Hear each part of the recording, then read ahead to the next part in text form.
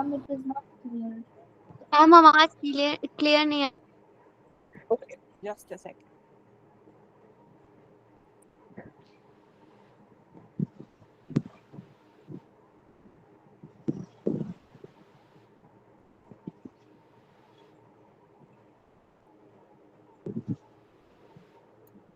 Okay, अब बताना, अब आवाज क्लियर है? Yes, ma'am. Yes. Yes, Yes, ma'am. yes, Yes, ma'am. ma'am. Yes, ma'am. Okay, चलो नाउ अब हमारी रिकॉर्डिंग भी शुरू हो गई है। Now we will start. Hi everybody, welcome to GK infinity. ये हमारा सेकंड लेक्चर होने वाला है चलो दिल्ली बैच का। आज हम बहुत ही इंटरेस्टिंग टॉपिक्स के बारे में बात करेंगे, ठीक है? सो हैंग ऑन देयर। आपके जितने भी डाउट वगैरह जितनी भी चीजें हैं, thank you so much for all the birthday wishes. I am so grateful कि आप मुझे बर्थडे विश कर रहे हो। Thank you so much. अब अपन पढ़ाई पे फोकस करते हैं, ठीक है? अब हम पूरा फोकस अपना पढ़ाई की ओर ले आते हैं, ठीक है? अब जो भी मैं पढ़ाऊंगी उस पर ध्यान देंगे, ठीक है? Now let's start. आज हम जिस बारे में बात करेंगे वो ऐसी है जो कोई भी नहीं बनना चाहता, विच इज अनएम्प्लॉयड, ठीक है? Today we will talk about unemployment. तो हम सब यहाँ पे पढ़ रहे हैं, हम सब कॉम्पिटिटिव एग्जाम की तैयारी कर रहे हैं, हम इसीलिए कर रहे हैं सो दैट हम अच्छे से पढ़ाई करें और हम अच्छे से हमें एक अच्छी जॉब मिले। वी बिकम एम्प्लॉयड, ठीक है? अनएम्प्लॉयमेंट कोई नहीं चाहता, it's a very sad state to be in, ठीक है? तो जैसा कि फोटो में देख रहे हो, बहुत सारे लोग खड़े होते हैं लेकिन एम्प्लॉयमेंट नहीं मिल पाती है, ठीक है? तो आज हम बात करेंगे सबसे पहले व्हाट इज अनएम्प्लॉयमेंट, ठीक है? तो अनएम्प्लॉयमेंट जो होती है वो बेसिकली एक ऐसी कंडीशन होती है जहां पे आप स्किल्ड और एबल तो हो लेकिन आपको जॉब्स नहीं मिल पाती आपके स्किल के हिसाब से, ठीक है? और आपके स्किल के हिसाब से आपको जॉब्स नहीं मिल पाती और डिसेंट वेज भी नहीं मिलता है, ठीक है? अब देखो, अनएम्प्लॉयमेंट एक ऐसी चीज है, ऐसा नहीं है। बहुत सारे लोगों को लगता है कि अरे अनएम्प्लॉयड लोग तो सिर्फ रूरल एरियाज में होते हैं, गांव वगैरह में लोग होते हैं, शहरों में तो कहाँ ही लोग होते हैं। गांव से तो लोग शहर में आते हैं टू बिकम एम्प्लॉयड, लेकिन ऐसा नहीं है। Unemployment both rural and urban areas में होती है, ठीक है? तो देखो, जो रूरल एरियाज होते हैं वहां पे मेनली सीजनल अनएम्प्लॉयमेंट होती है। सीजनल अनएम्प्लॉयमेंट मतलब कि वहां पे कुछ सीजन्स के लिए लोग अनएम्प्लॉयड रहते हैं, जबकि जो अर्बन एरियाज होते हैं वहां पे एजुकेटेड अनएम्प्लॉयमेंट होती है। मतलब लोग एजुकेटेड तो है लेकिन पॉपुलेशन इतनी है कि वहां पे वो अनएम्प्लॉयड ही रह जाते हैं। जैसे लोग दिल्ली मुंबई जाते हैं, वहां पे बहुत सारी पॉपुलेशन भरी हुई है। अगर आप कभी मुंबई जाओ तो आपको मुंबई का जो लोकल क्राउड है वो तो कम मिलेगा, आपको मेनली बिहार, मध्य प्रदेश, पूरे इंडिया से सारे आए हुए लोग मिलते हैं। And most of the times they are looking for jobs, they are looking to make a living in that city, ठीक है? और वो एजुकेटेड भी है, सब कुछ है, लेकिन इतनी जॉब्स ही नहीं है विच फुलफिल्स देयर नीड, ठीक है? तो ये हो जाता है अनएम्प्लॉयमेंट के बारे में, ठीक है? Now there are various types of unemployment. Unemployment भी एक तरीके की नहीं होती कि अच्छा ठीक है बेरोजगार हैं तो एक ही तरीके के, नहीं, बहुत सारे तरीकों से आप बेरोजगार हो सकते हो, ठीक है? We learn about that. There are mainly 6 types of unemployment, ठीक है? Open unemployment, structural unemployment, frictional unemployment, disguised unemployment, seasonal unemployment और साइक्लिक अनएम्प्लॉयमेंट। अब ये इतने बड़े बड़े नामों से कंफ्यूज मत हो जाना, डरना मत। हम एक एक को स्टेप बाय स्टेप लेंगे और उसके बारे में जानेंगे, ऐसे जानेंगे कि फिर आप बिल्कुल भूलोगे नहीं, ठीक है? तो now first let's talk about open unemployment. Open unemployment वो होती है जहां पे पर्सन केपेबल तो है, मतलब उसके पास एजुकेशन भी है, सब कुछ है, स्किल्स भी है, लेकिन कोई अपॉर्चुनिटी ही नहीं है मार्केट में। जैसे कि फॉर एग्जांपल कुछ फ्रेश ग्रेजुएट्स जो होते हैं, जब वो अपनी डिग्री करके आते हैं, वो कई सारे प्लेसमेंट्स में बैठते हैं but they are not able to get a job despite of having skills. अब इसमें आप किसी को ब्लेम नहीं कर सकते, it is the system to blame, किसी इंडिविजुअल की गलती नहीं होती है यहाँ पे, ठीक है? तो जैसा कि यहाँ पे मैंने एक पिक्चर भी लगाई है, ये बहुत ही रीसेंट इंसिडेंट था गुजरात भरूच में, जहां पर एक जॉब जिसकी सिर्फ 40 वैकेंसीज थी लेकिन 800 लोग वहां पे आ गए थे, और ऐसा स्टैम्पीड लाइक सिचुएशन हो गया था कि वहां पे जो रेलिंग है वो रेलिंग तक टूट गई थी और लोग नीचे गिर गए थे, and a lot of people got injured because of that, ठीक है? तो ये एक रीसेंट इंसिडेंट है, ये भी मैं आपको बता रही हूँ। ठीक है, तो ऐसा होता है कि अनएम्प्लॉयमेंट इतने लेवल की बढ़ जाती है कि लोग बहुत ज्यादा डेस्परेट हो जाते हैं in order to get a job. ठीक है, now next we'll talk about structural unemployment. अब देखो स्ट्रक्चरल अनएम्प्लॉयमेंट में क्या होता है कि जो आपकी इकोनॉमी है उसमें ही ऐसे चेंजेस आ जाते हैं कि लोगों के पास कुछ ऑप्शन नहीं बचता कि वो अनएम्प्लॉयड हो जाए। ठीक है, अब देखो क्या होता है कि फॉर एग्जाम्पल जैसे यहाँ पे मैंने दिया है use of AI anchors in news channels. अब न्यूज चैनल्स में पहले जो लोग हैं वो खुद न्यूज एंकर्स बनते थे और खुद न्यूज पढ़ते थे। Now what has come up, एक बहुत नई चीज हो गई है कि जो एआई है, आर्टिफिशियल इंटेलिजेंस, उसके एंकर्स आने लगे हैं न्यूज चैनल्स पे, और वो अब स्क्रिप्ट पढ़ के अच्छे वैसे ही बोल देते हैं जैसे पहले ह्यूमन पढ़ता था। नाउ इसमें क्या होता है कि लोगों की जॉब चली जाती है। जहां पर पहले कोई न्यूज एंकर उस चीज के पैसे ले सकता था, अब एआई आ गया है उसकी जगह। Now I will give you one more example. आपने देखा होगा कि कूलीज जो होते हैं, ठीक है, कूलीज रेलवे स्टेशन पे उनका क्या काम होता है, बड़े बड़े मतलब जो आपके लगेजेस हैं, सूटकेस वगैरह, वो सर पे उठा के ढेर सारे लेके जाते थे और आपकी जहाँ पे ट्रेन है, प्लेटफॉर्म है, वहां पे वो रख देते थे। ठीक है, लेकिन अब क्या हो गया है, अब क्योंकि टेक्नोलॉजी इतनी अच्छी आ गई है, अब हमारे पास एलिवेटर्स हैं, लिफ्ट्स हैं, तो अब लोगों को इतनी जरूरत नहीं लगती कि वो कूली को बुलाएं और मतलब अपने गेट से लेकर प्लेटफॉर्म जहाँ पे जितना भी दूर है वहां तक उसको बोलें और वो रख के आए। बिकॉज एलिवेटर्स हो गए हैं, लिफ्ट्स हो गए हैं, अब सब लोग जितना भी उनके पास भारी सामान होता है आसानी से लिफ्ट में चढ़ते हैं और उतर जाते हैं उससे। ठीक है, तो इस तरीके से भी एक अनएम्प्लॉयमेंट हो गई है फॉर कूलीज। जो पहले उनका काम था अब उनको काम नहीं मिलता। ठीक है, नौ यहाँ पे एक फैक्ट जो बहुत इंपॉर्टेंट है, आपके एग्जाम में भी आ सकता है, which I am letting you no.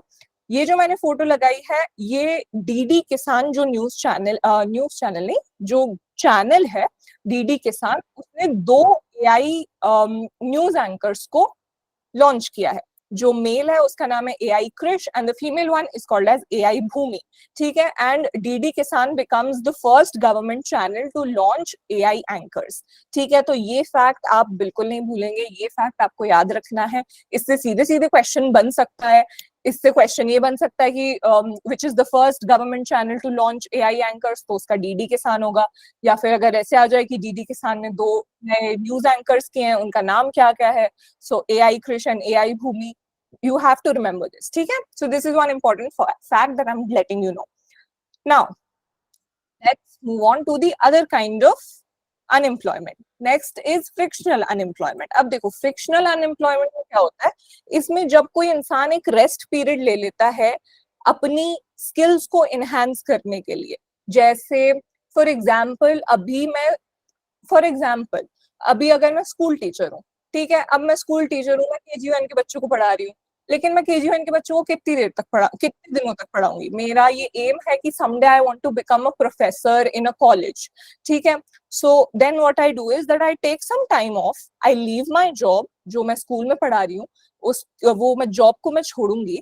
ठीक है, और फिर उसके बाद मैं कुछ टाइम अपने अच्छी सी प्रिपरेशन करूंगी, एग्जाम्स दूंगी, एंड फिर उसके बाद I will become in future I will become professor in a college. ठीक है, तो वो जो रेस्ट टाइम है उस दौरान मेरे पास कोई जॉब तो थी नहीं, तो वो जो मेरा रेस्ट पीरियड था, at that time I was unemployed. ठीक है, so that period is called as frictional unemployment. उस पीरियड के दौरान आप फ्रिक्शनल अनएम्प्लॉयड कहलाते हो। ठीक है, now let's move on to the other type of unemployment, that is disguised unemployment. अब देखो disguised unemployment की बात ऐसी है, ये आपको अपने घर में भी दिखता होगा। आपकी मम्मी बोलती होंगी कि अरे भाई आजा मेरी थोड़ी मदद करा ले, पंखे साफ कर दे या बर्तन मंजवा दे मेरे साथ, बट यू आर लाइक कि हाँ ठीक है मम्मी करवा दूंगी। आप मम्मी के साथ खड़े तो हुए हो, उनके साथ दुनिया जहान की बातें कर रहे हो, but in reality mummy is doing the work and you are just standing there, mummy को दिखाते हुए कि हाँ मैं करूंगी। So disguised unemployment is just that. Disguised unemployment में वो होता है कि जहाँ पे लोग किसी चीज में काम तो कर रहे हैं, ठीक है, एक लैंड है वहां पे काम तो कर रहे हैं, वहां पे 10 लोग काम कर रहे हैं सपोज, लेकिन काम सिर्फ 2 लोगों का ही है, तो ये बाकी के 8 लोग तो यूजलेस है ना, इनका यहाँ पे यूज ही नहीं है, तो ये यहाँ पे है क्यों।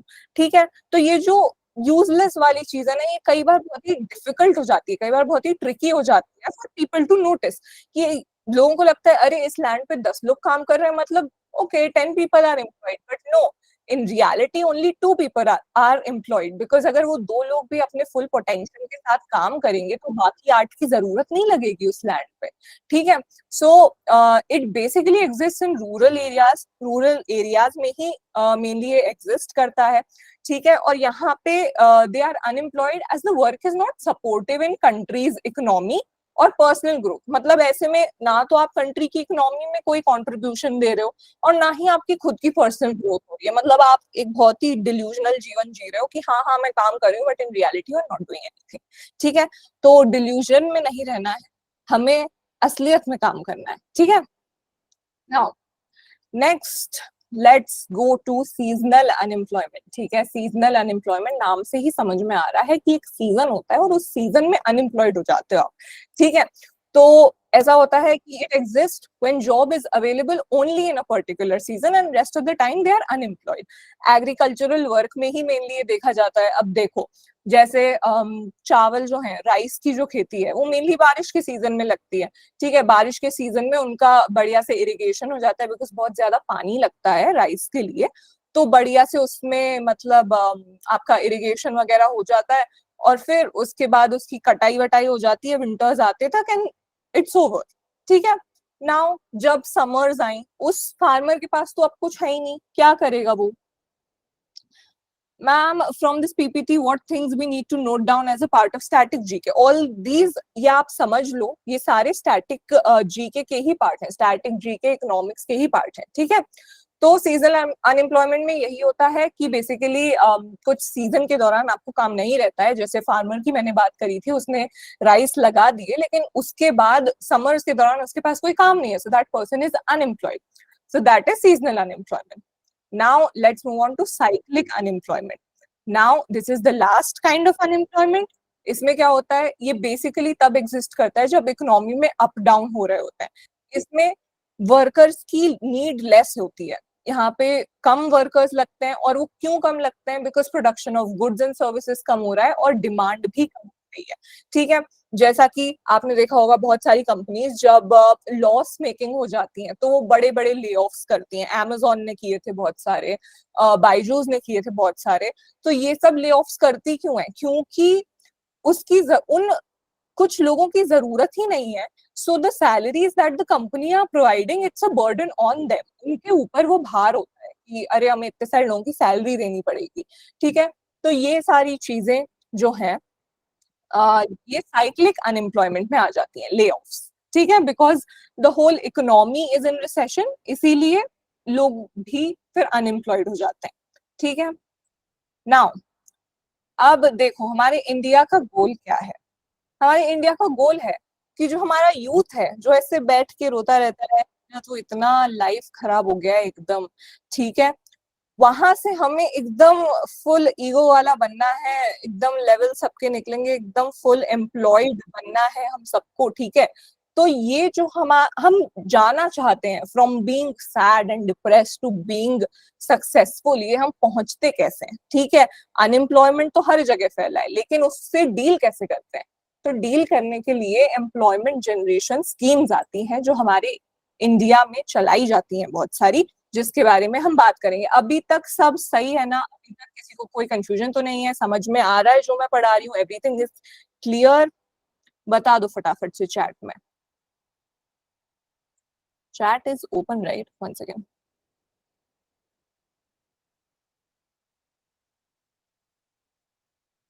Yes, okay guys, what is smag, ये क्या होता है, ये कुछ नया शब्द मैं आज सुन रही हूँ, ये क्या मैं थोड़ी सी, am I not Gen Z enough?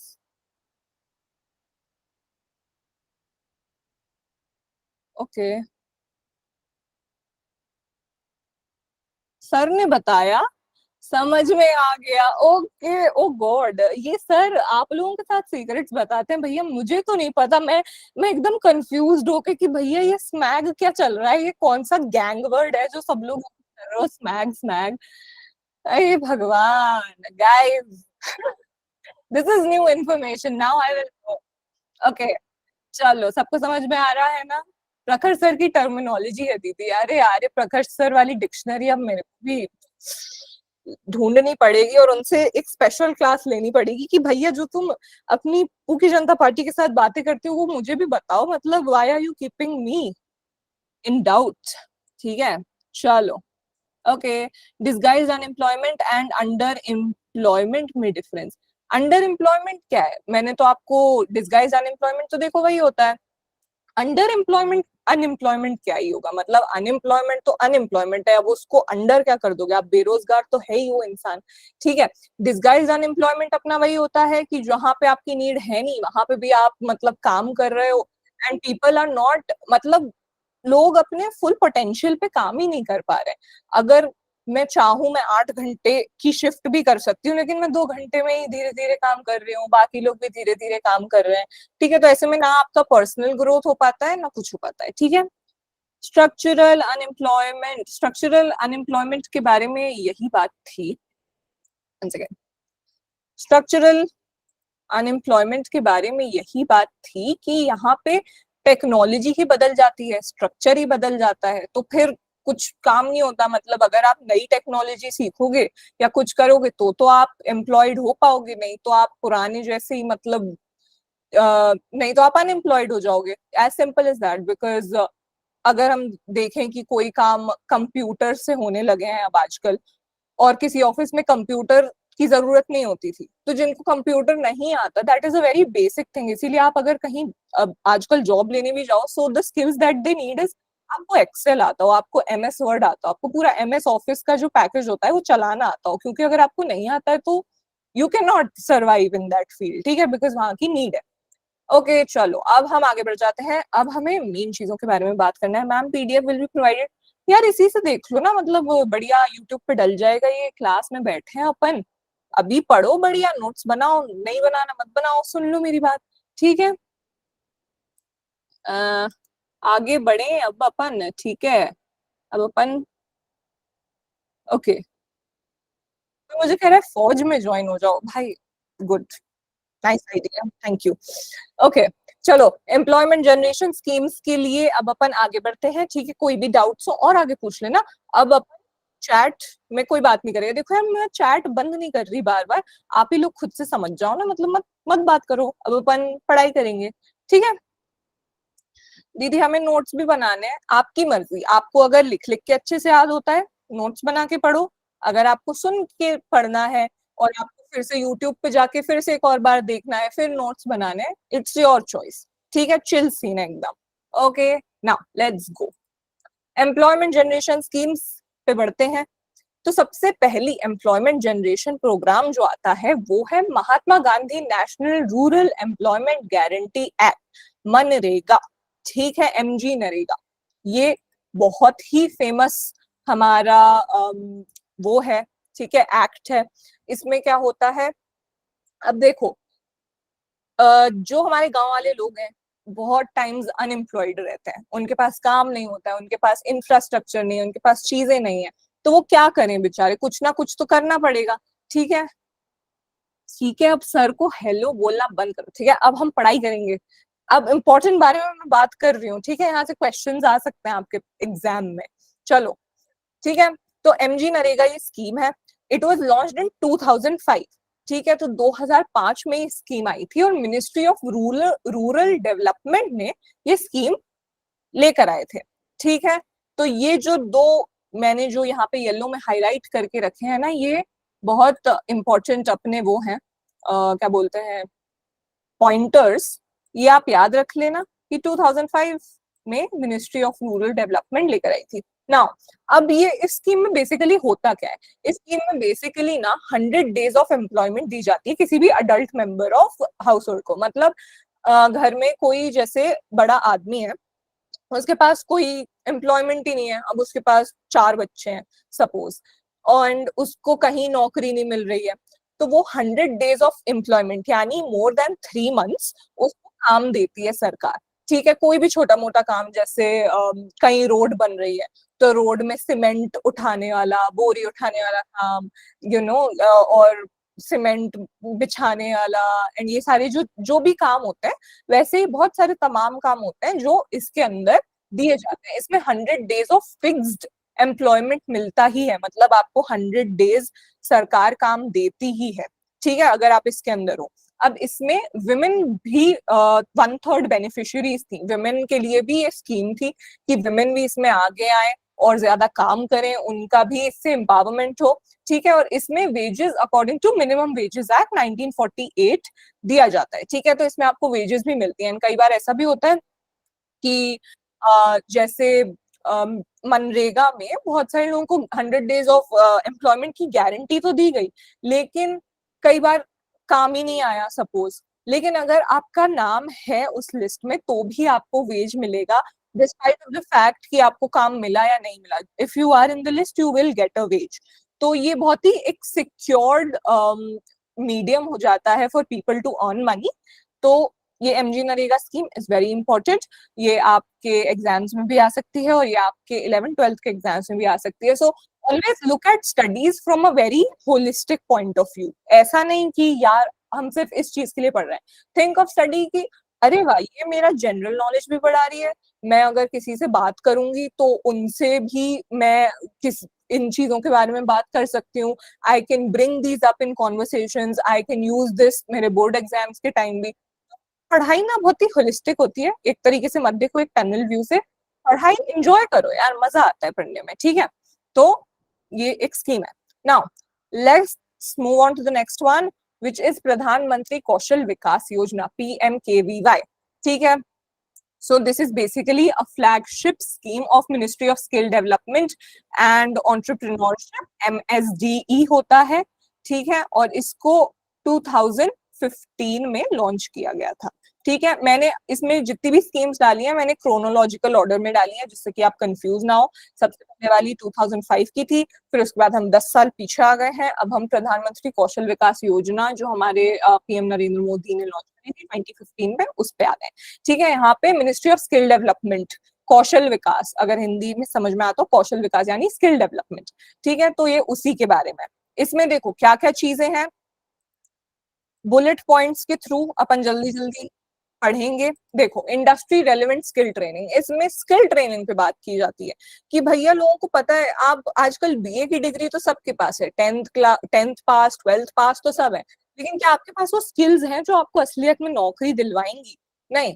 तो ये बेसिकली आपको स्किल्स के लिए ट्रेन करता है, ठीक है। आप किसी भी फील्ड में जा रहे हो तो उस फील्ड की क्या आपको स्किल्स आती हैं। देन शॉर्ट टर्म ट्रेनिंग, इसमें शॉर्ट टर्म ट्रेनिंग प्रोग्राम्स बनाए जाते हैं 3 महीने के 6 महीने के, और उन ट्रेनिंग प्रोग्राम्स के थ्रू आप उन स्किल्स को लर्न करते हो जो आपको आगे हेल्प करेंगे। प्रोडक्टिविटी ऑफ वर्कफोर्स, इस स्कीम के थ्रू आपकी वर्कफोर्स की प्रोडक्टिविटी बढ़ती है। एंड इसमें डिजिटल मोड ऑफ ट्रेनिंग को भी बढ़ावा दिया गया है, ठीक है, कि थ्रू डिजिटल मोड्स जिससे कि ग्रास रूट लेवल पे भी लोग पहुंचे, जो लोग बहुत दूर दराज किसी गांव में बैठे वहां तक भी ये स्कीम पहुंच पाए, ऐसा सरकार का विजन है, ऐसा लोग चाहते हैं। बिकॉज देखो सिटी में तो बहुत सारी अपॉर्चुनिटीज हैं, लेकिन रूरल एरियाज में, फॉरेस्ट में, ऐसी ऐसी जगहों पे, पहाड़ों में, ट्राइबल एरियाज में कई बार ऐसी ऐसी जगहों पे रीच ही नहीं हो पाती है, पहुंच ही नहीं पाते हैं। तो उसके लिए डिजिटल मोड ऑफ ट्रेनिंग भी लेकर आए हैं, ठीक है। Next is national policy for skill development and entrepreneurship, ठीक है। This is also a very similar scheme to the earlier one. Skill India programme है ये, जिसका जो टैगलाइन है वो है कौशल भारत कुशल Bharat, okay. And it was launched in 2015 again same time, ठीक है। और देखो इसमें क्या बात की गई है, गुड इंफ्रास्ट्रक्चर एंड ट्रेनिंग। तो यही लोगों को समझ में आया कि जब तक हमारे पास अच्छा इंफ्रास्ट्रक्चर नहीं होगा, अच्छे बिल्डिंग्स नहीं होंगी, तब तक हम लोगों को कैसे स्किल कर पाएंगे, ठीक है। अगर हमें उन्हें कंप्यूटर सिखाना है और अगर हमारे पास कंप्यूटर लैब्स ही नहीं है तो लोग सीखेंगे कैसे? तो इंफ्रास्ट्रक्चर की बहुत जरूरत है। तो गुड इंफ्रास्ट्रक्चर जरूरी है।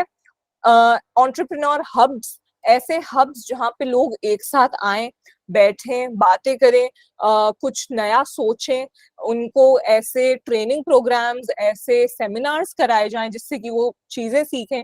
तो ऐसे हब्स बनाने की तैयारी थी।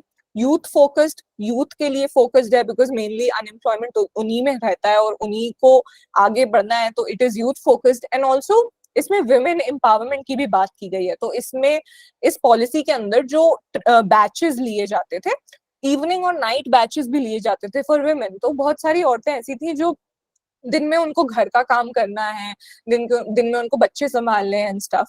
सो लाइक रात के टाइम वो फ्री है, इवनिंग एंड नाइट बैचेस उस टाइम पे वो फ्री है, तो उनके लिए specially evening and night batches रखे गए थे जिससे कि women also can study and they upskill themselves. और इसका जो मोटो है वो है वन नेशन वन स्टैंडर्ड। तो ये आप याद रख लेना, this is something to remember. ठीक है, ये जो सारी मैं बुलेट पॉइंट्स में चीजें लिखती हूँ, this is for you to understand. आप उसको याद रखो, आप उसको समझ जाओ। ठीक है, और जो येलो में है वो ऐसी चीजें हैं कि विच जो मतलब आपको देखो, क्योंकि आपका एग्जाम ऑब्जेक्टिव एग्जाम होने वाला है, तो यहाँ से सीधे सीधे आपके ऑब्जेक्टिव क्वेश्चंस बन सकते हैं। ठीक है, तो ये आपको थोड़ा सा अपनी अंडरस्टैंडिंग में रखना है। तो वन नेशन वन स्टैंडर्ड इसका मोटो है। Okay, now let's move on to the next one, which is Startup India. अब देखो Startup India, one second, let me really erase everything. Okay, so startup India, अभी तक हमने बात करी कि भैया लोगों को स्किल्स देनी है, लोगों को ट्रेनिंग देनी है, लोगों को ऐसा बनाना है वैसा बनाना है। अब हम एक स्टेप आगे बात करेंगे। ठीक है, हमने स्किल्स दे दी, कर दी, अब लोगों को बताएंगे कि देखो आप खुद के स्टार्टअप्स भी कर सकते हो यार। जरूरी नहीं है कि मतलब आपको कोई नौकरी ऊपर से कोई परोस के देगा तभी आपको नौकरी मिलेगी यार। अपना खुद का कुछ स्टार्ट करो, यू नो। तो ऐसे याद रखना कि 2015 में हमने ये बात करी कि ट्रेनिंग और मतलब पढ़ाई लिखाई और इससे आपको अच्छी नौकरी मिलेगी। अगले ही साल 2016 में ये हुआ, स्टार्टअप की बात होने लगी। ठीक है, कि कुछ नया करो, कुछ स्टार्ट करो। ठीक है, तो 2016 में स्टार्टअप इंडिया लॉन्च किया गया था under the department for promotion of industry and internal trade, DPIIT। ठीक है, तो ये हमारा डिपार्टमेंट था और 2016 में ये स्टार्ट हुआ था। ठीक है, इसमें क्या था, इसमें बहुत सारे बेनिफिट्स मिले थे, जैसे स्टार्टअप रजिस्ट्रेशन, एक रजिस्ट्रेशन फीस लगती है स्टार्टअप की, तो वो रजिस्ट्रेशन उनको हो जाता था, करवा दिया जाता था। टैक्स बेनिफिट्स मिलते थे, कोई स्टार्टअप शुरू करता था तो उसके टैक्स बेनिफिट्स भी उनको बहुत सारी रिबेट्स मिलती थी।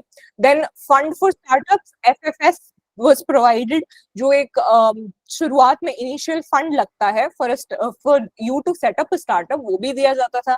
IPR प्रोटेक्शन दिया जाता था। IPR प्रोटेक्शन यानी ट्रेडमार्क, पेटेंट्स, जस्ट बिकॉज आप कोई स्टार्टअप शुरू करोगे एंड आप उसमें कोई नया इनोवेशन लेके आओगे, जैसे फॉर एग्जाम्पल आपने देखा होगा MBA चाय वाला एंड चाय सुट्टा बार, ये सारे न्यू स्टार्टअप्स ही हैं। सो दे कैन अपनी, जैसे उनकी कोई डिश है फॉर एग्जाम्पल चॉकलेट चाय, ठीक है, ये बहुत ही यूनिक चीज है। एंड नाउ MBA चाय वाला थिंक्स कि यार ये मैंने खुद इन्वेंट करी है, मैंने खुद बनाई है और लोग इसको बहुत पसंद कर रहे हैं and I don't want any other person to copy it.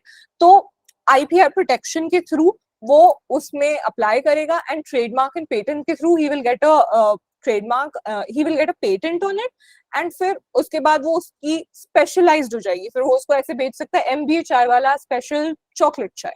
ठीक है, तो ये वाली चीज होती है IPR प्रोटेक्शन के अंदर। देन इंक्यूबेटर्स, इंक्यूबेटर्स यानी इंफ्रास्ट्रक्चर और मेंटरशिप दी जाती है। इंक्यूबेटर्स यानी ऐसे जोन जहाँ पे मतलब एक अच्छा सा बिल्डिंग बना दी, उसके अंदर ऐसे स्किल्ड लोग रख दिए और वहां पे सेमिनार्स हो रहे हैं, चीजें हो रही हैं, लोगों को चीजें सिखाई जा रही हैं।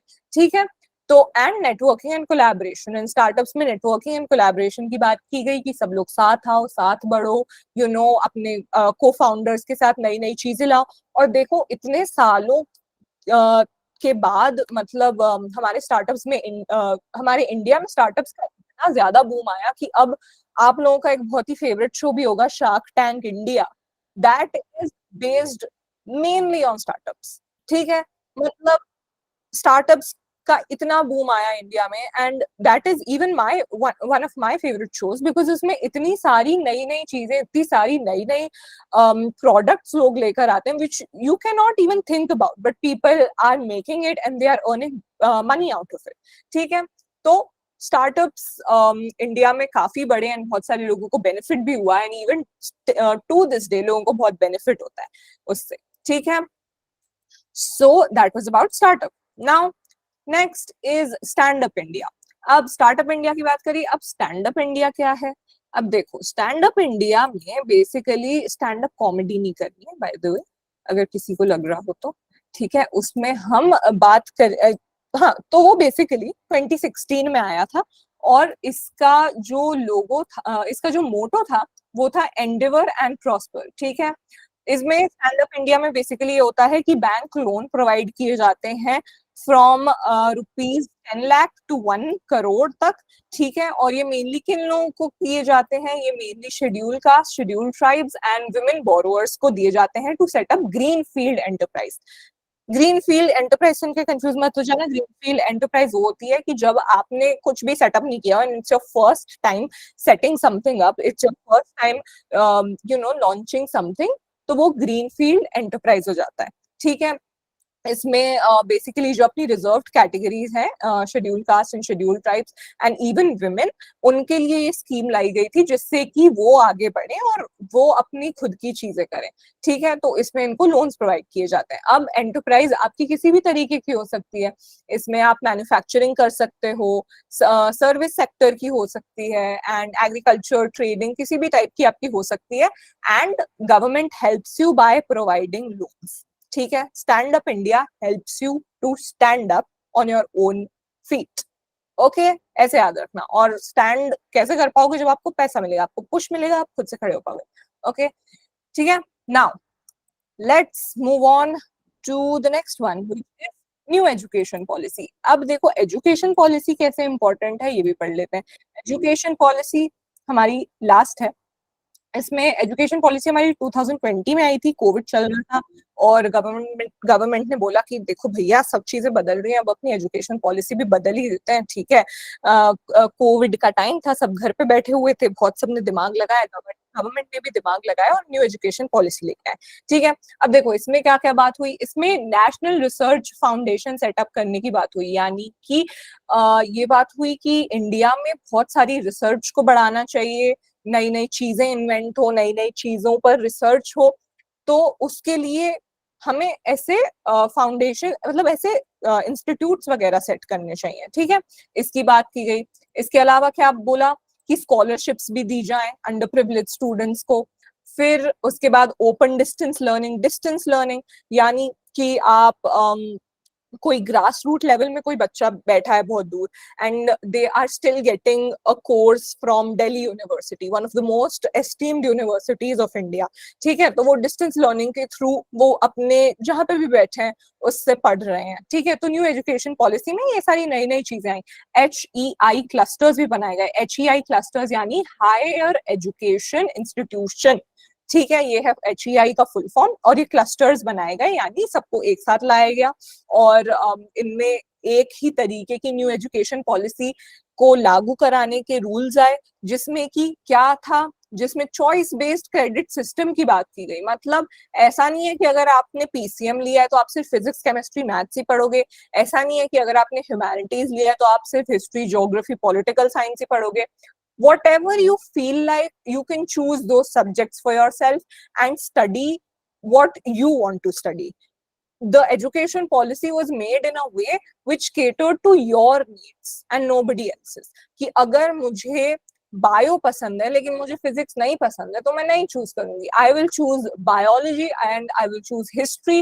एंड अगर मुझे कॉमर्स से बिजनेस स्टडीज पसंद है, बिकॉज इन फ्यूचर अच्छा चलो बायोलॉजी चूज कर ली मैंने और हिस्ट्री चूज कर ली, अगर अच्छा चलो तो मुझे बिजनेस भी करने का मन है, ठीक है, तो मैंने बिजनेस स्टडीज चूज कर ली। So all 3 subjects totally different subjects, लेकिन I have chosen that for myself, ठीक है। एंड नाउ हम वो चूज कर सकते हैं, ठीक है।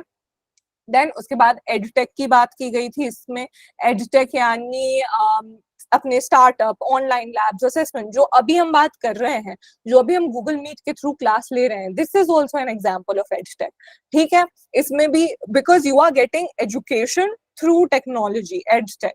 आप अपने लैपटॉप के सामने, आप अपने फोन के सामने बैठे हो, आई am taking the class through a laptop, तो हम पढ़ पा रहे हैं। मैं कहाँ से बैठ के पढ़ा रही हूँ, आप कहीं से भी बैठ के देख सकते हो ये क्लास, ठीक है। So this has really opened new gates for people, ठीक है। और इस बात का ध्यान रखना कि ये अपनी न्यू एजुकेशन पॉलिसी 2020 में आई थी। ओके, नाउ अब देखो, ये इतनी सारी जो हमने बातें करी, इसमें इंडिया का गोल मेनली ये है कि जो हमारे, 1 सेकेंड यार, हाँ, जो हमारे इतने सारे लोग ऐसे खड़े रहते हैं लाइनों में कि we are ready for work, we are skilled and ये वो, वैसे लोग लाइनों में ना खड़े रहें और सबको जॉब मिल पाए, ठीक है। सब एक अच्छी जॉब कर पाए, सब अपनी अपने लिए एक लिविंग अर्न कर पाए। तो इंडिया का गोल यही है कि हम यहाँ से मूव करके यहाँ पर आए। ओके, सो यस, यही था आज की क्लास के लिए। आज हमने बहुत सारी बातें करी। आज हमने अनएम्प्लॉयमेंट के बारे में बात करी कि अनएम्प्लॉयमेंट क्या होती है, अनएम्प्लॉयमेंट कितने टाइप्स की होती है। फिर उसके बाद हमने जाना कि चलो अनएम्प्लॉयमेंट की दिक्कत है तो, लेकिन अनएम्प्लॉयमेंट को हम हटाएंगे कैसे। हम अनएम्प्लॉयमेंट को एम्प्लॉयमेंट जनरेशन प्रोग्राम से हटाएंगे, ठीक है। So yes, that was it for the class. कैसी लगी आप कमेंट चैट में बताओ, यूट्यूब वाली आदत नहीं गई। ओके, चैट में बताओ, कोई डाउट हो तो फटाफट पूछो, यही हूँ मैं आपके साथ। 1 सेकेंड। अच्छी लगी स्मैग, नाउ आई नो स्मैग, नाउ आई नो क्या बात कर रहे हो स्मैग दीदी। Nice, this is a nice thing, love the session. समझ में आ गया क्या सब, किसी को कोई दिक्कत?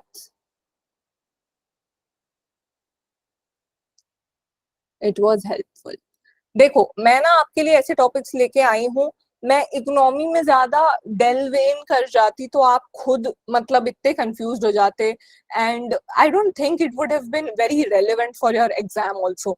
आई am taking you through things जो आपके एग्जाम में आने के चांसेस हैं, जो आपके एग्जाम्स में आने के मतलब बहुत चांसेस हैं, और जिससे सीधे सीधे क्वेश्चंस बन सकते हैं। That's why I am taking you through employment generation schemes also, और किस टाइप की अनएम्प्लॉयमेंट होती है, और ये सारी चीजें आपको आसानी से समझ में भी आ जाएंगी, and these are very relevant also, ठीक है। मैम अगर स्पीड से चले तो क्या स्टैटिक जी की कंप्लीट हो पाएगा? हो जाएगा यार, आप चिंता मत करो, आप बस पढ़ते रहो मेरे साथ, सब करेंगे अपन साथ में, we are in this together, okay. Why is unemployment most dangerous for India? क्यों नहीं है डेंजरस? डेंजरस तो होगा ही ना, बिकॉज यार देखो, लोग बेरोजगार रहेंगे अगर इंडिया में, तो फिर कुछ काम नहीं हो पाएगा, और कुछ काम नहीं हो पाएगा तो इंडिया की ग्रोथ नहीं हो पाएगी, और इंडिया में पैसा नहीं आ पाएगा।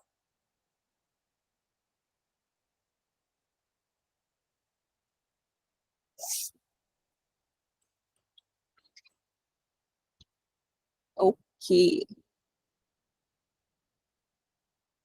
एनईपी स्कूल्स में इम्प्लीमेंट क्यों नहीं हुई? देखो, गवर्नमेंट ने तो लगा दी, अब स्कूल्स अपनी भी चलाते हैं, वो अपने हिसाब से भी रहते हैं। There are many autonomous schools also, mostly are autonomous schools, जो अपने हिसाब, जो गवर्नमेंट से जो रूल्स आते हैं उस पे भी वर्क करते हैं, but they also have that authority कि वो खुद से भी कुछ चेंजेस कर सकते हैं। तो दैट्स वाई कुछ स्कूलों में है, कुछ में नहीं है, एंड होपफुली आई थिंक ज्यादातर स्कूल्स में आए।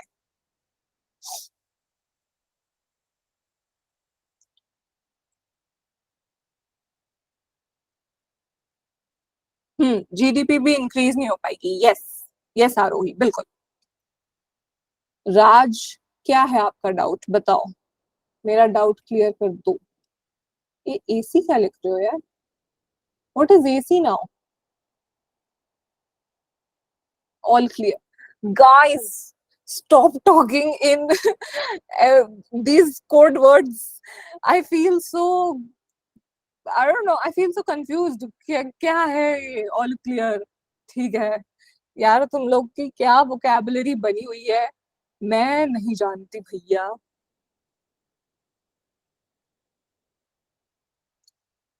CD, now what is CD guys? Ma'am फिर समझ में आ गया, अब आ गया ना? कोई दिक्कत तो नहीं, किसी को कोई डाउट तो नहीं? 1 सेकेंड मैम, एनईपी ने अपनी मर्जी, 1 सेकेंड यार, wait, I will unmute. I will give unmute access. हाँ, किसी को कोई डाउट हो तो मुझसे पूछो। दीदी मेरे को डाउट ये है कि मनरेगा जो स्कीम है उसमें 100 डेज के लिए वर्क देते तो जॉब अपॉर्चुनिटी, तो दीदी इसका मतलब 3 मंथ्स और 100 डेज यानी 3 मंथ्स और 1 मंथ के 10 डेज, तो फिर उसके बाद तो पूरे साल भर वो अनएम्प्लॉयड ही रहेगा ना? देखो इसमें क्या होता है कि मेनली ये रूरल एरियाज के लिए है, ठीक है। अब रूरल एरियाज में बहुत सारे ना लोग खेतों पे काम करते हैं, ठीक है। अब ऐसा होता है कि कुछ टाइम तो उन्होंने खेत पे काम किया, 7-8 महीने खेत पे काम किया, एंड वो 3 महीने के लिए अनएम्प्लॉयड है। तो वो जो 3 महीने होते हैं ना, वो मनरेगा से उनको हेल्प मिल जाती है, ठीक है। और बहुत सारे लोगों के पास, देखो कुछ नहीं से कुछ बेहतर है, बहुत सारे लोगों के पास वो 3 महीने की भी एम्प्लॉयमेंट नहीं होती, कुछ लोग पूरे साल भर बेरोजगार बैठे रहते हैं। So just the fact that they are able to earn for 3 months is good enough for them, ठीक है। कि उनको कम से कम 3 महीने तो पैसा आ रहा है, 3 महीने तो वो पैसा ले पा रहे हैं, और फिर वो उसको सेव अप कर लेंगे या फिर कहीं और मतलब अपने बाकी महीनों के लिए उसको बचा लेंगे, और या फिर कहीं और आगे बढ़ जाएंगे, ठीक है। और मनरेगा एक और चीज ये भी करता है कि वो आपको चीजें सिखाता भी है। मतलब जैसे अगर किसी को नहीं आता है कुछ काम, किसी को रोड बनाना नहीं आता है, ठीक है, तुमने उसको काम दे दिया, अब वो काम करते करते सीखेगा, उसको एक बार काम आ जाएगा, now that person is confident कि अच्छा ठीक है मुझे रोड बनाना आता है, तो अब वो कहीं किसी और प्राइवेट कोई इंसान अपनी रोड बनवा रहा हो ये वो, तो वहां पे भी रोड बनाने के काम में इन्वॉल्व हो सकता है, ठीक है। तो MNREGA helps you like that. दीदी HEI क्लस्टर्स क्या होते हैं? HEI क्लस्टर्स यानी हायर एजुकेशन इंस्टीट्यूशन के क्लस्टर्स। क्लस्टर्स यानी सब एक साथ करे जाते हैं। अब इंडिया में बहुत सारे अलग अलग स्कूल हैं, बहुत सारे डिफरेंट काइंड्स ऑफ स्कूल्स हैं, गवर्नमेंट स्कूल्स हैं, प्राइवेट स्कूल्स हैं, तो सबको एक साथ लाना, सबको एक एक तरीके से लाना और उनमें एक जैसी ही पॉलिसीज को अप्लाई करने के लिए उनके क्लस्टर्स बनाए जाते हैं, ठीक है, उनको एक साथ ग्रुप किया जाता है। तो that is basically higher education institution के clusters, that is what it is. दीदी आप एक बार सर्कुलर फ्लो ऑफ इकोनॉमी समझा सकते हो? क्या? Circular flow of economy. Circular flow of economy, मैं इकोनॉमी के फ्लो ना अलग अलग अब अगली क्लास में बात करूंगी इसके बारे में, ठीक है। हम आज मेनली अनएम्प्लॉयमेंट और इसके जनरेशन स्कीम्स के बारे में बात करेंगे, ठीक है। हम ऐसे थोड़ा स्कैटर्ड तरीके से बात करेंगे ना, तो फिर सब लोग थोड़े थोड़े कंफ्यूज हो जाएंगे, ठीक है। तो अपन इसके बारे में आगे आगे बात करेंगे। सारे टॉपिक्स आपके जितने भी हैं वो सब मैं लिख रही हूँ, और इस सब के बारे में अपन बात करेंगे, ठीक है। दीदी स्टैंड अप इंडिया सिर्फ SC STs और वुमेन के लिए था? Yes, it was only for these 3। दीदी अगली क्लास में आप इकोनॉमिक्स की कुछ डिफिकल्ट टर्मिनोलॉजीज पे क्लास कर सकते हैं? Okay, I will write this down, difficult terminologies. मैं डिफिकल्ट टर्मिनोलॉजीज में वो सारी चीजों पे बात करूंगी जो हमारे बजट वगैरह में जो बहुत सारी चीजों पे बात होती है, जो हमें नहीं समझ में आता है कि अरे इसका क्या मतलब है, उसका क्या मतलब है, what do they mean by this. तो ये सारी चीजें भी मैं उसमें ऐड कर लूंगी, ओके। दीदी एलेट एग्जाम के पेपर लेके आना, क्या? एलेट एग्जाम के क्वेश्चंस भी लेके आना। एलिट एग्जाम के क्वेश्चंस पे, ओके। एक बार हमारा सिलेबस मतलब थोड़ा सा हम खत्म कर लें, फिर उसके बाद हम प्रैक्टिस सेशंस तो लेते ही रहेंगे, साथ ही साथ प्रखर सर से भी जुड़ो, वो क्विज लेते हैं हर हफ्ते, once a week, twice a week, तो उसमें भी आप जुड़ो। उसमें आप मेंटी क्विज में जुड़ोगे, ज्यादा से ज्यादा क्वेश्चंस अटेम्प्ट करोगे, सो that is good for you, आप ज्यादा से ज्यादा लर्न कर पाओगे।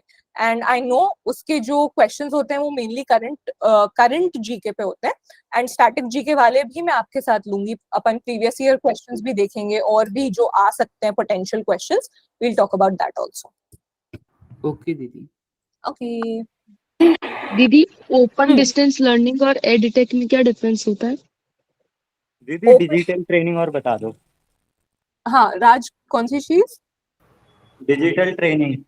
डिजिटल ट्रेनिंग, देखो सबसे पहले open distance learning. Open distance learning में ये होता है कि you don't need to be present there for you to learn something.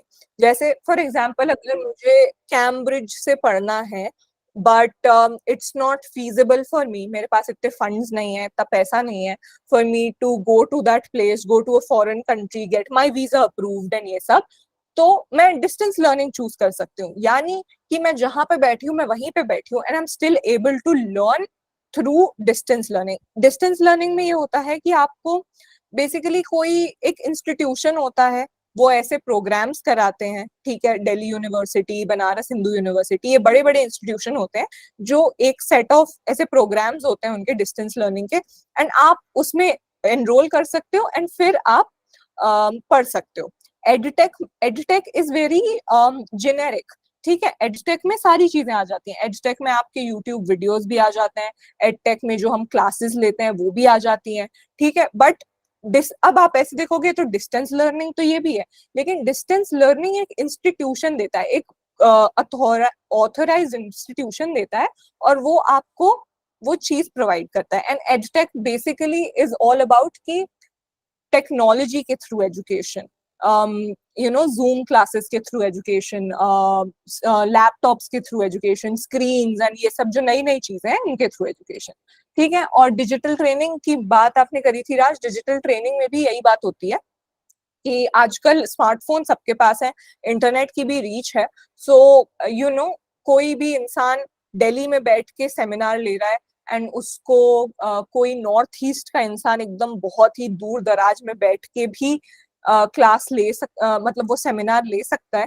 So digital training digitalised उसको किया ही इसीलिए गया था so that it becomes inclusive, सब लोग उसमें एक साथ आ सके, ठीक है, कोई भी छूटे ना उससे। ऐसा ना हो कि कोई दिल्ली के बहुत ही बड़े से ताज होटल में बैठ के कोई सेमिनार ले रहा है, so only the most elite crowd of Delhi can attend it. No, किसी को नॉर्थ ईस्ट में बैठ के लेना है वो वहां से भी ले सकता है, किसी को साउथ में बैठ के डिजिटल मतलब कोई स्किल्स एक्वायर करनी है तो वो वहां से भी पढ़ सकता है। So that is what digital training is. Ma'am दीदी डिस्गाइज्ड अनएम्प्लॉयमेंट। डिस्गाइज्ड अनएम्प्लॉयमेंट, हाँ देखो, डिस्गाइज्ड अनएम्प्लॉयमेंट में ये होता है कि आप काम तो कर रहे हो लेकिन आपके काम की कोई वैल्यू नहीं है। आप चाहो तो एक प्रोजेक्ट जो है 30 पेज का खुद भी लिख के बना सकते हो, या फिर आप अपने 30 दोस्तों को तू एक पेज लिख, तू एक पेज लिख, तू एक पेज लिख, ऐसे बांट भी सकते हो, ठीक है। तो ये है कि अगर आप अपने फुल पोटेंशियल के साथ काम करोगे तो आप उस काम को कर सकते हो, बट वो आप इतने सारे लोगों में बांट रहे हो। वैसा ऐसा होता है जैसे एक बड़ा सा लैंड है, ठीक है, वहां पे सिर्फ 2 लोगों का ही काम है, 2 लोग उसमें मतलब उसमें बीज भी लगा सकते हैं, बीज में पानी भी दे सकते हैं, उसमें मैन्योर भी डाल सकते हैं, फिर उसकी कटाई भी कर सकते हैं, उसको अच्छे से स्टोर भी करके रख सकते हैं। सिर्फ छोटा सा ही लैंड है, 2 लोग का काम इनफ है। नहीं, लेकिन उसमें उन्होंने लगा रखे 15 लोग, एक बीज इस रो में डाल रहा है, दूसरा बीज दूसरी रो में डाल रहा है। So like the thing is कि इसमें ना वेस्टिंग ऑफ पोटेंशियल होता है लोगों का। आप जबरदस्ती का एम्प्लॉयमेंट। इफेक्टिव तो होता है ना वर्क, जैसे 15 लोग लगे हैं तो इफेक्टिवली हो जाएगा ये वर्क। क्या हो जाएगा? वर्क जो है ज्यादा इफेक्टिवली मतलब यानी कि I इजीली। don't जबरदस्ती think का it would be employment. effective. It was exactly.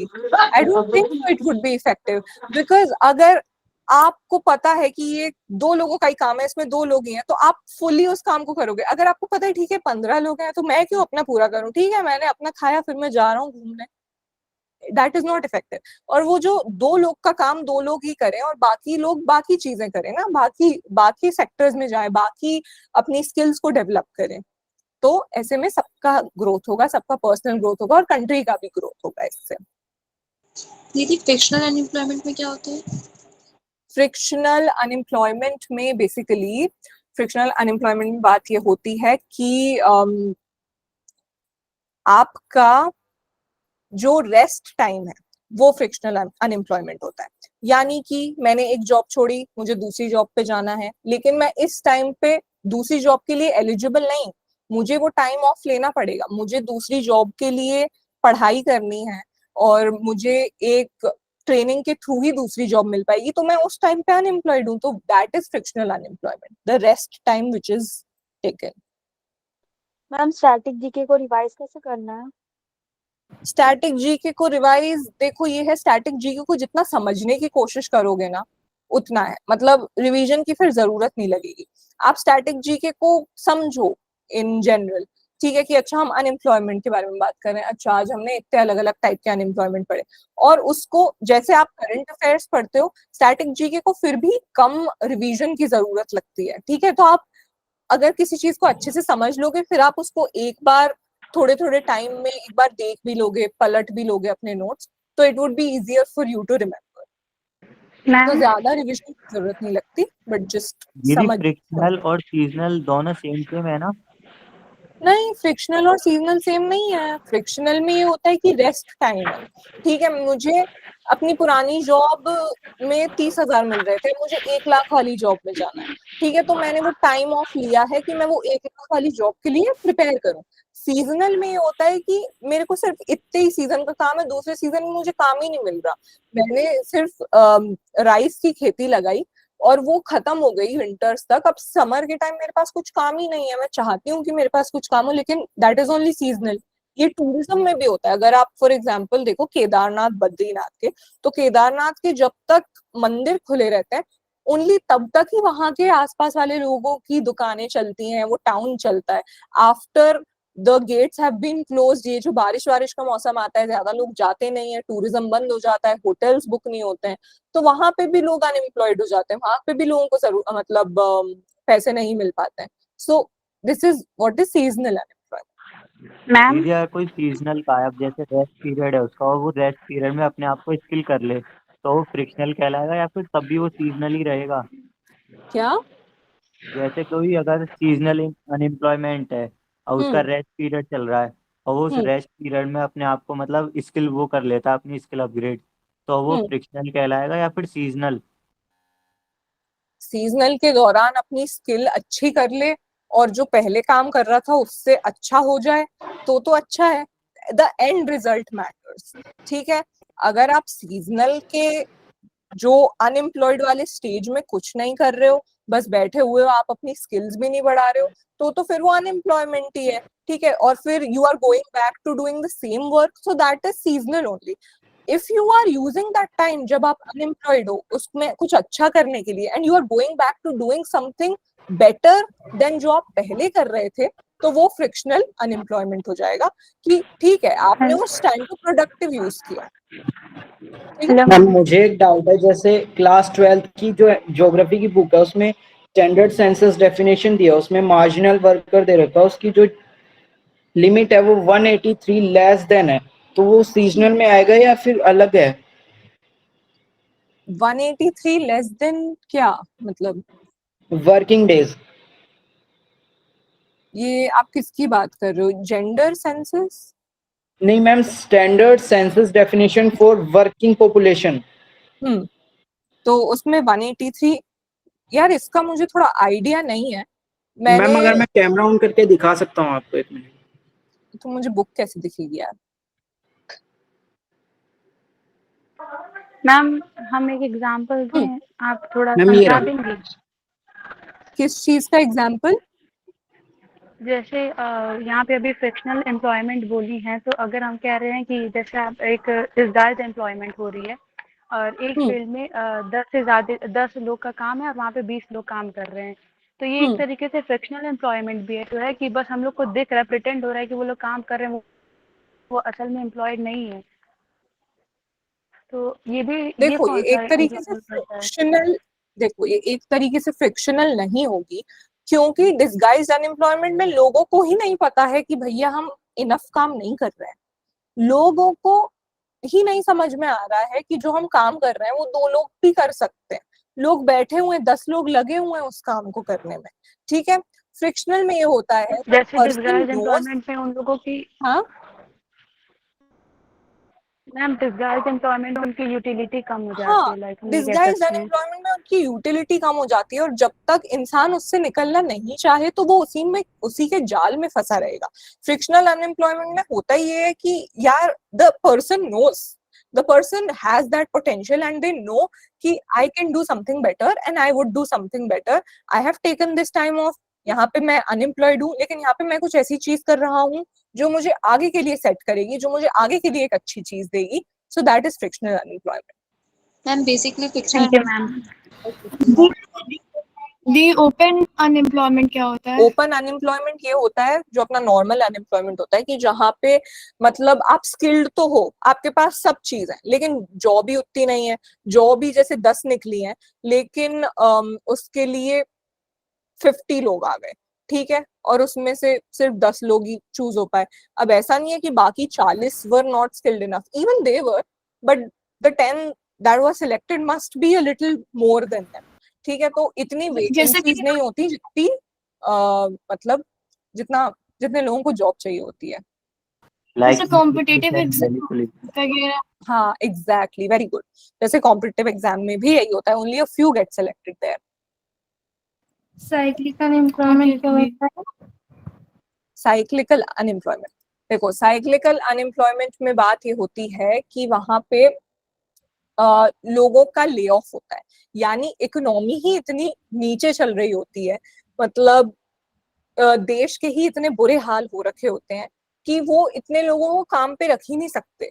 मतलब जो अगर ऑलरेडी काम कर भी रहे होंगे ना, जैसे कोई अगर किसी फैक्ट्री में काम कर रहा है, उस फैक्ट्री की चीजें ही नहीं बिक रही, लोगों के पास पैसा ही नहीं है, तो वो सैलरीज कैसे दे पाएंगे? तो that is called cyclic unemployment, जहाँ पे लोगों का ले ऑफ कर दिया जाता है and hence they become unemployed. अगर मैं आपको मार्जिनल वर्कर की डिफाइन क्या बताऊं तो होता आप है? समझा पाएंगे सीजनल और मार्जिनल वर्कर में? मैं इसको नोट कर लेती हूँ, I will let you know in the next class, ठीक है। Marginal, will you please repeat? MSME क्या होता है? MSME MSME is basically micro, small and medium enterprises. ये बेसिकली ये होती है कि जो छोटी छोटी इंडस्ट्रीज होती हैं उनको इस ग्रुप में डाला जाता है, ठीक है। यानी जो अपने कॉटेज इंडस्ट्रीज हो गई, जो अपने बी हाइव्स वगैरह, एनिमल हस्बेंड्री वगैरह जो लोग करते हैं, वो सारी इन सब में हो जाती हैं। और तो बेसिकली ये जो सेक्टर है, ये ग्रुप ही इसीलिए बनाया गया है जिससे कि ये बड़ी बड़ी मल्टीनेशनल कंपनीज और इन सब के साथ कंफ्यूज ना हो जाए, ठीक है। और इनके लिए अलग अलग अलग नीड्स बनाई जाती हैं, इनको स्पेशल लोन्स दिए जाते हैं, इनके लिए नई नई स्कीम्स लेकर आते हैं, इनके लिए अच्छा इंफ्रास्ट्रक्चर बनाया जाता है, इनको बहुत तरीकों से सपोर्ट किया जाता है एमएसएमई को। इनमें मिनिमम कितने एम्प्लॉइज वर्क कर सकते हैं? किसमें? MSME में। उसमें जितनी जॉब है, जितनी जॉब की नीड है, उतने एम्प्लॉयज वर्क कर सकते हैं, ऐसा है। अगर कोई कोई हनी प्रोडक्शन कर रहा है 20 को रख के, ठीक है, और सबसे पहले उसने सपोज लाइक एक छोटे से कमरे से शुरू किया, तो बहुत छोटा था, वहां पे सिर्फ 2 लोगों का काम था। देन उसका धीरे धीरे लोगों को उसकी चीजें पसंद आई, फिर उसने धीरे धीरे अपस्केल किया, उसने लोन लिया गवर्नमेंट से और बड़ा किया, तो अब वो 2 लोगों की जगह 20 लोगों की जॉब्स निकल आई, तो वो 20 लोग उसमें काम कर सकते हैं। सो इट्स अबाउट जितनी जॉब्स है, जितना काम है, जितना वो सैलरीज दे पाते हैं लोगों को, it depends on that. Ma'am like maximum net worth कितनी होनी चाहिए MSME की? नेटवर्थ यार ऐसे नंबर में तो मैं नहीं बता पाऊंगी, but I will let you know आगे। ऐसे एकदम नंबर तो नहीं याद मुझको कि कितनी नेटवर्थ होनी चाहिए कि वो एमएसएमई में आएगा, but it's mainly about the grass root level पे जो लोग करते हैं, ठीक है, जो रूरल एरियाज में चलती हैं, जो छोटी छोटी इंडस्ट्रीज होती हैं, ठीक है। मैक्सिमम 10 लाख और 1 CR कुछ ऐसा होगा? व्हाट? मिनिमम कुछ तो होगा कि इतने से कम रहेगी तभी MSME में रहेगी, और इससे ज्यादा हो जाएगी तो फिर बिग इंडस्ट्री में आएगी। Below 8 lakhs. Below 8 lakhs.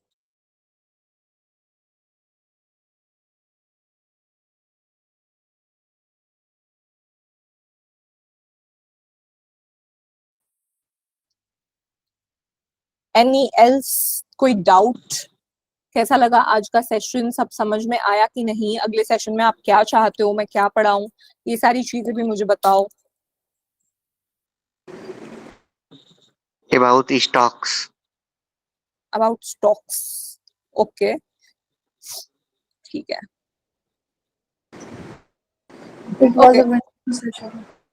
Thank you. Okay चलो, देखो एमएसएमई का मैंने अभी गूगल किया, तो माइक्रो इंडस्ट्रीज के लिए जो आपका टर्नओवर है वो लेस देन 5 करोड़ होना चाहिए। स्मॉल एंटरप्राइज के लिए आपका जो टर्नओवर है वो अप टू 50 करोड़ होना चाहिए, और मीडियम के लिए टर्नओवर अप टू 100 करोड़ होना चाहिए। ठीक है, 100 करोड़ के ऊपर हो तो आप इसमें नहीं आ पाओगे, इतना ही आपका लिमिट है। ठीक है, माइक्रो के लिए 5 करोड़, स्मॉल के अभी लिए क्लास में 50। कौन 8 lakhs बोल रहा था? हाँ, तो एक बार देखो, एक और चीज, किसी की कही सुनी बातों पे कभी विश्वास नहीं करना, इसीलिए मैंने क्रॉस चेक किया। ठीक है, तो आप अपने सोर्स को हमेशा क्रॉस चेक करें। आप कहीं भी कुछ भी पढ़ें, आप उसको एक बार अच्छे से अलग अलग सोर्सेज से देखें और फिर उसके बाद उस पर बिलीव करें। Okay, and this goes for everything by the way. ठीक है, कोई कुछ भी बोले उस पे उसको बिलीव करने की जरूरत नहीं है। यस मैम, वर्ल्ड इकोनॉमी पढ़ाना।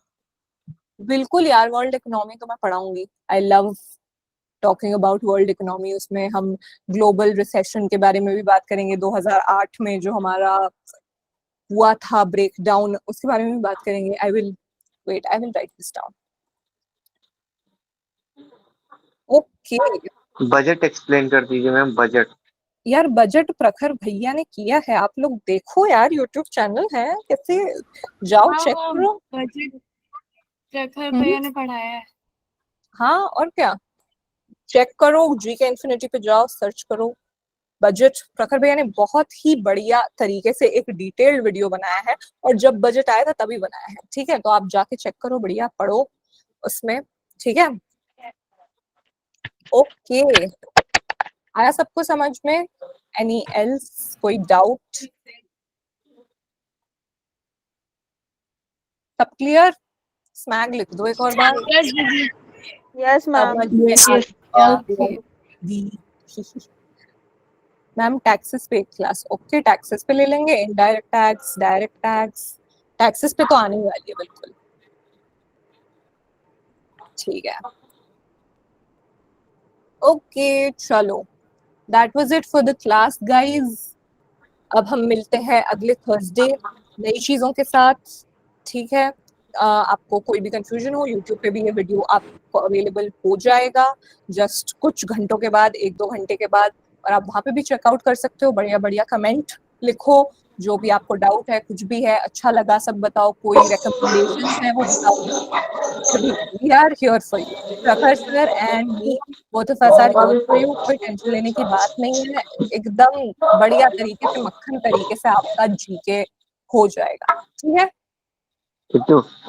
Okay, thank you guys, thank you bye ma'am, bye, bye, Calculated thank by you, thank you so bye much, you guys are so sweet, thank you, good night दीदी।